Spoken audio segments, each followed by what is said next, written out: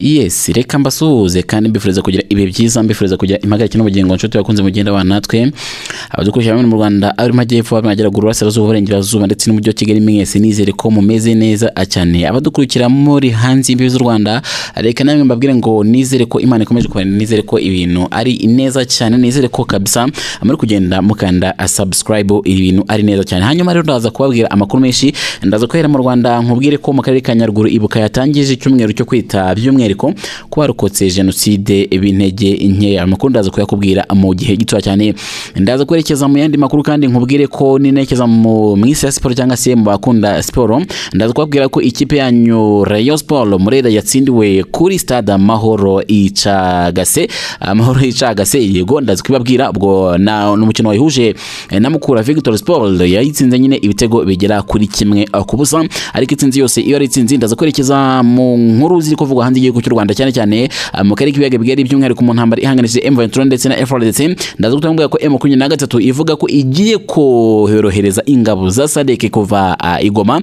Iyo nkuru nayo murabizi ko M23 hari abasirikare bivugwa yuko ba SADC ngo yaba yarafatiye hariya ku kibuga cy'indege cya Goma, ndetse kandi abenshi bavuga ngo bari gukora imirimo itandukanye ko by'umwihariko bari guyoborwa n'igisirikare cya FARDC na M23. Muzi M23 hari ikintu yatangaje nacyo ndaje kureba tukirebe. Ubwo ninekeza hanze y'igihugu cy'u Rwanda mu Bwongereza, ndakubwira ko Bwongereza bwasabye abaturage babwo baba muri Sudani gukiza amagara yabwo. Ubwo turaza kureba ngo ese muri Sudani ho hari kuba iki. Amakuru ndaza kwasoreza muri Iran nkubwire ko Iran yashimangiye ko ntabwo bitewe n'igitutu cya Leta Zunze Ubumwe za Amerika kwa nyakubahwa perezida wa Leta Zunze Ubumwe za Amerika wona wundi ni Donald Trump. Ayo makuru ni tugiye kugarukaho mu gihe gito cyane. Ikintu tukubwira wowe urasabwa gukanda subscribe yonyine kugira ngo andi makuru yose tuyadukora cyangwa se inkuru tuyadukora ujye uba wa mbere mu bo zigiraho. Mbahaye ikaze.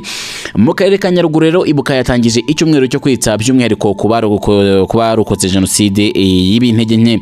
Umuryango uharanira inyungu z'abarokotse jenoside yakorewe abatutsi ibuka watangije icyumweru cyo kwegera abarokotse jenoside yakorewe abatutsi mu mwaka wa 1994 muri gahunda yiswe Survivors in Community, intango y'ubudaheranwa.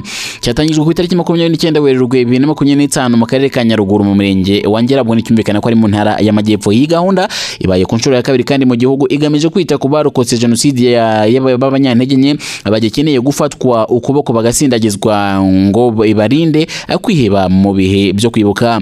Perezida w'ibuka Dr Gakwenzire Philbert yavuze ko binyuze mu bufatanye ndetse n'inzego hazafashwa abarokotse jenoside aho bazasurwa ndetse aho ba mu ngo zabo harebwa ibibazo bahura nabyo nyine bishingiye ku mibereho, ubukungu ndetse n'ubuzima. Yavuze ati muri uyu mwaka ibuka yiyemeje gukora iki gikorwa kuko twabonye ko hari abantu bagikeneye ukuboko ngo batizwe imbaraga kubera ingaruka z'ibikomere nyine batewe na jenoside, kuko bigaragara ko nyine bakeneye inkunga kurenza abandi. Yavuze ko kandi hateganyijwe kuvuza abantu bagera 2016 bafite ibibazo byihariye by'ubuzima. Hatangwe kandi inka 500 ku batishoboye barokotse jenoside yakorewe abatutsi ndetse na mituweli ku batishoboye 10,000, ndetse haneremewe urubyiruko 100 ruhabwa amafaranga yo gutangira imishinga. Yakomereje kandi ahamagarira abantu n'ibigo bitandukanye gufasha muri gahunda kugira ngo hagere ko mubare munene nyine wabakeneye ubu bufasha. Muri iyi gahunda kandi ishyirahamwe ry'abashoferi b'amakamyo bo mu Rwanda ryafashe ya mbere mu gutera inkunga iki gikorwa, ndetse batanga asaga miliyoni 30 z'amafaranga y'u Rwanda azafasha mu kubakira abarokotse jenoside yakorewe abatutsi ndetse batishoboye mu karere ka Nyaruguru. Witwa Havugimana Innocent w'umudugudu wa Nyanza, akagari ka Nyanza, murenge wa Ngera, watangiye nyine kubakirwa. Yavuze ko nyine jenoside yabaye abana n'ababyeyi nyine nyuma akarokoka asanga iwabo harashenywe. Yubakiwe kandi inzu bijyanye n'amikoro nyine igihugu cyari gifite icyo gihe, none ubu yarashaje ndetse n'imvura iguye irava akarara hanze. Uyu musaza kandi wibana yakomeje avuga ati imvura yagwaga ndetse nkanyagirwa nkagira ubwoba ko inzu nyine yangwaho bikanyongerera agahinda, ariko ubu nongeye kugira icyizere cy'ubuzima kuko iyi nzu niyuzura nzongera nkasusuruka. Minisitiri w'ubutegetsi bw'igihugu Dr Mugenzi Patrice yashimye ibuka kandi yatekereje iki gikorwa kuko gituma hari abaturage bava mu bwigunge, ahamagarira abandi bafatanya ibikorwa kugera ikirenge mu cy'abandi babikoze ndetse batanga inkunga yabo mu gushyigikira ibuka muri iki gikorwa. Yakomeje kandi asaba batishoboye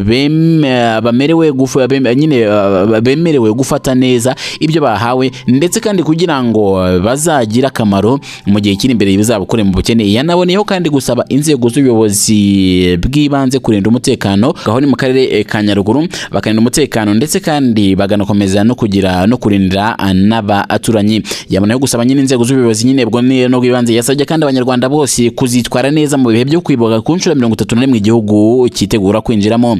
Gahunda ya Survival in Community yatangiye muri 2024 ihereye mu karere ka Gisagara. Ku nshuro kandi kuri iyi nshuro ibuka yagabiye abarokoze jenoside inka 5 abatishoboye ndetse kandi hatangizwa imirimo yo kubaka inzu 2 iz'abatishoboye ndetse hanatangwa mituweli ku bantu 333. Iyi gahunda kandi yanahuriranye n'igikorwa cyo kwimura imibiri isaga 150 yabishwe muri jenoside yari iruhukiye mu mva ya Nyanza ndetse na Nyamirama, ikaba igiye gutunganywa ikazashyingurwa mu rwibutso rwa Nyumba mu murenge wa Gishamvu mu karere ka Huye muri gahunda ya leta yo guhuza inzibutso.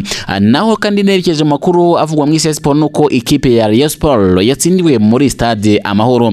Mukura Victory Sport yatsinze Rayon Sport igitego kimwe ku busa, yatsinzwe na Samson ni igitego cyatsinzwe n'uwitwa Samson Airala Oladosu wo mu mukino nyine w'umunsi wa championnat wabereye kuri stade Amahoro kuri uyu wa gatandatu.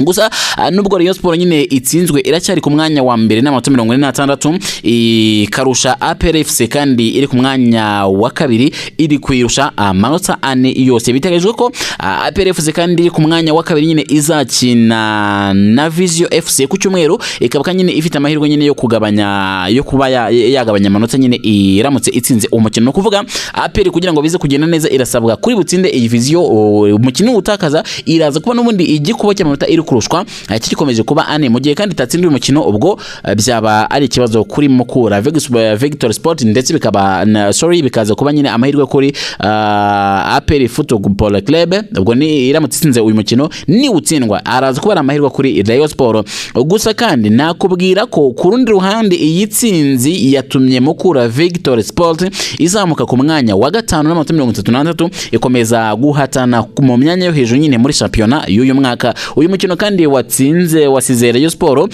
ihatirwa gukomeza gushaka amanota kugira ngo nyine ikomeze kuyobora championnat mu gihe APR FC ndetse na polisi zikomeje kwigenda inyuma. Hanyuma kandi nkomereze mu makuru yo mu karere k'ibiyaga bigari M23 bivuga ko igiye korohereza ingabo za SADC kuva igoma.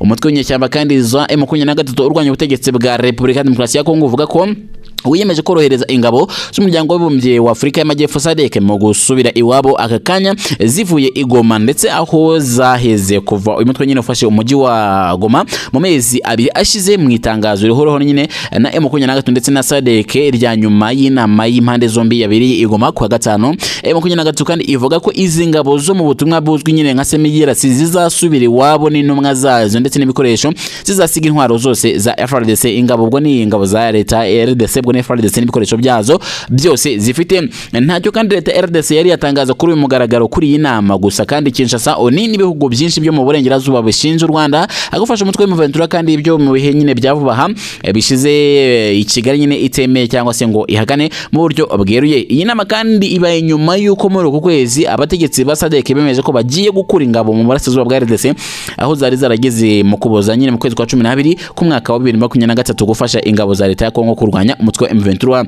Abasirikare kandi bikekwa ko nyine barenga 1000 boherejwe n'ibihugu bya Afrika y'Epfo, Malawi, Tanzania ndetse kandi bari mu bigo biri igoma ndetse no mu nkengero zayo ahitwa mu Bambiro aho kandi barenzwe n'umutwe wa M23. Abasirikare kandi nibara 19 bo muri Afrika y'Epfo, Malawi ndetse na Tanzania barishwe ubwo M23 yafataga umujyi wa Goma umurwa mukuru w'intara Kivu ya ruguru muri Mutarama uyu mwaka. Abantu kandi barirwa mu bihumbi biciwe mu mirwano ndetse n'abandi barirwa mu bihumbi amagana abasigara ntaho bafiteho kwikinga nyuma yo guta ingo zabo. Ku ruhande kandi rwa SADC inama yo kuwa gatanu kandi yari yitabiriwe na Profeseri Kula Teletsane ukuriye akanama ka politike ndetse n'umutekano w'umutekano wo muryango yari irimo kandi umugaba mukuru w'ingabo za Afrika y'Epfo yitwa General Luzani Moponya, w'ingabo za Zambia yitwa Lieutenant General Geoffrey, ndetse na General Major Saifold Karisa uhagarariye umugaba mukuru w'ingabo za Malawi,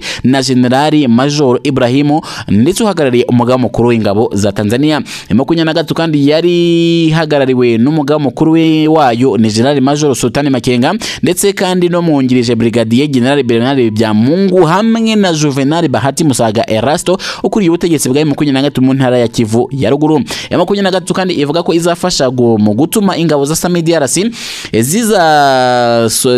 ziza nyine zisanzura mu rugendo nyine muzitegura gusubira iwabo bijyanye n'amahame yemeranyijweho n'impande zombi. Impande zombi kandi zemeranyije no kohereza itsinda rya tekinike ryazo ndetse no kuryasuzuma uko ikibuga mpuzamahanga cy'indege cya Goma kimeze kugira ngo kibe nyine cyakongera gufungurwa. Itangazo kandi ry'impande zombi rinavuga ko SADC izafasha mu gusana ikibuga mpuzamahanga cy'indege cya Goma ndetse kandi mu korohereza ingabo za SAMIDRC kuhava, ndetse kandi izo mpande zemeranyije nyine ako gahenge ko guhagarika imirwano. Ubwongereza bwasabye abaturage babwo bari muri Sudani y'Epfo gukiza amagara yabwo. Abantu bakibaza ngo ese muri Sudani habaye iki? Guverinoma y'Ubwongereza kandi yasabye abaturage bayo bo muri Sudani y'Epfo guhunga iki gihugu kubera ko intambara ikomeje gukaza umurego. Kuva Sudani kandi y'Epfo yabona ubwigenge mu mwaka wa 2011 hakomeje kurangwa ibibazo by'umutekano muke, nubwo kandi muri 2018 Perezida Salva Kiir ndetse na Riek Machar basinye amasezerano yo guhagarika intambara ndetse no gusangira ubutegetsi hagati y'amashyaka ari muri iki gihugu. Mu mpera za Werurwe 2025 Vice President wa mbere Riek Machar yatawe muri yombi byongera impungenge ku mutekano mu gihugu. Itangazo kandi yasohowe n'Ubwongereza risaba buri muturage wabwo uri muri Sudani y'Epfo ubona bishoboka ko yahita ahava ubu ngubu nyine mu gihe byabanye ngombwa. Umutekano kandi nukomeza kuzamba imihanda y'imbere mu gihugu ndetse no hanze izahita ifungwa. Ikibuga cy'indege cya Juba gishobora gufungwa cyangwa se ntigishoboke kugikoresha. Iri tangazo kandi ryasohotse nyuma y'uko Ubwongereza buvuze ko bwagabanyije abakozi muri ambasade ya Juba, ubwo ni ambasade yabwo. Ingabo za Sudani kandi y'Epfo zimaze imisi zihanganye n'inyeshyamba za White Army zikomoka mu bwoko bw'aba Nuer ndetse bukomokamo Riek Machar. Bivugwa ko kuva ku itariki 27 Werurwe 2025 uyu Machar afungiye mu rugiwe aho ishyaka rye nyine rikunze kubarizwa. Reka nyasoreze muri Iran. Ninyasoreza muri Iran ndakubwira ko Iran yashimangiye ko nta bwoba itewe n'igitutu cya Leta Zunze Ubumwe za Amerika.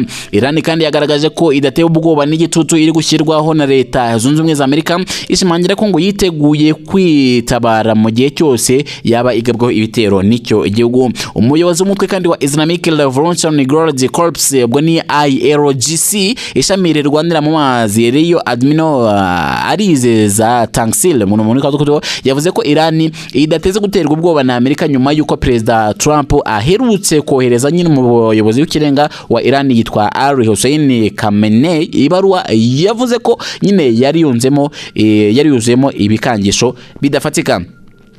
Ngayo nguko umuyobozi kandi yavuze ko Iran ititeguye kuganira na Amerika ku bigendanye n'intwaro itunze cyangwa se ngo ubufatanye bwayo n'indi mitwe irimo Hezbollah ndetse n'abahauti, ndetse kandi yashimangiye ko Iran yifuza amahoro gusa yibutsa ko ifite ubushobozi bwo kwirwanaho mu gihe byabaye ngombwa. Hanyuma rero reka mbashimire cyane inshuti bakunze mugenda natwe abadukurikira muri hirya no hino ku isi, abari mu Rwanda abari hanze yarwo, mwese reka mbifurize kugira ibihe byiza. Amakuru yo aracyabageraho neza 5/5 abamaze kwanda subscribe, thank you very much. Abatarikanda namwe ni muyikanda kugira ngo turusheho kubana neza cyane.